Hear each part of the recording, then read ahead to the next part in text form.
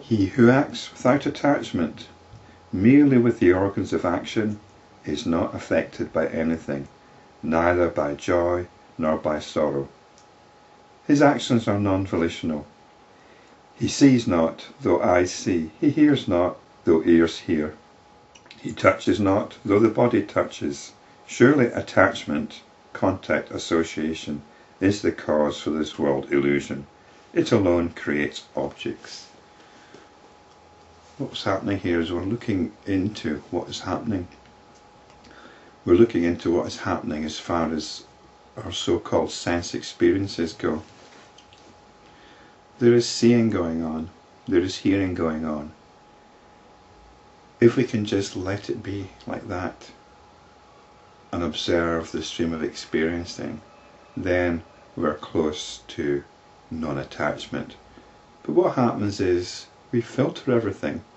We filter everything into, oh, that's nice, I don't like that. We talk about, I'm seeing this, I'm hearing that, I'm not doing anything. This is how we talk. It's like saying, I'm breathing, as if you're actually doing something. All there is breathing. All there is seeing. But we bring this I into it, don't we? As if we're appropriating it somehow. The just sitting meditation involves just being aware of what's happening. In the seeing, there's only the seeing. It's not about me seeing things, me seeing objects, me getting caught up in what is being seen. It's just being aware of the stream of seeing, or the stream of hearing, or the stream of feeling. It's all going on. There's a stream of experiencing which we divide into sensory streams, and then we start getting caught up with aspects of each of these individual streams. The way we get caught up in it is by deciding what is pleasant and what's not pleasant, what is desirable and what's undesirable. And in this way we start parceling up things in the experiencing. And this is what it means by attachment and the creation of objects. And we create our whole sense of the world at this point, our whole notion of the world, our whole notion of our individual self. Attachment causes bondage and endless sorrow. Therefore, holy ones declare that the abandonment of attachment is itself liberation. Abandon attachment, O Ram, and be a liberated sage. Rama asked, Lord, kindly tell me, what is this attachment?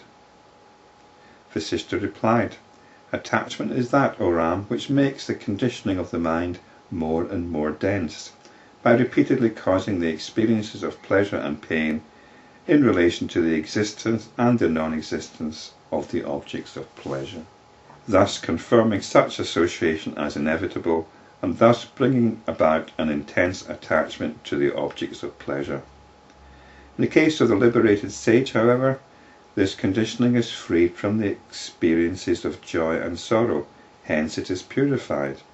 That is, the conditioning is weakened if not destroyed.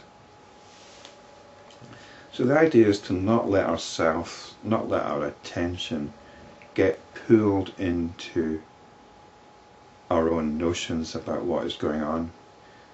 It's the sort of thing you can see that's happening when you're watching television. Let's just say you've switched on halfway through a film.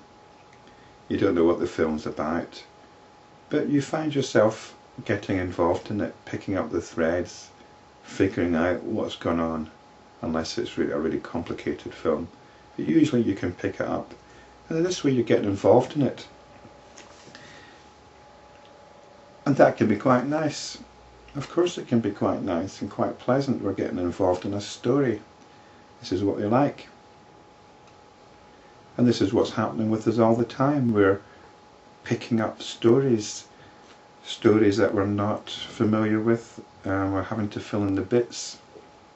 This is one mode of operation, one mode of experience, one mode of consciousness, but it's not reality. And if we're interested in reality, we need to be able to drop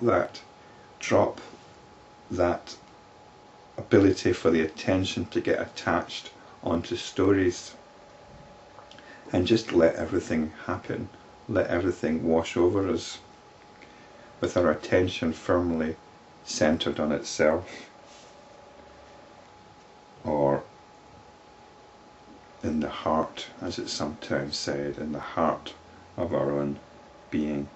And the more you do this, the more the tendencies for the attention to get hijacked weaken.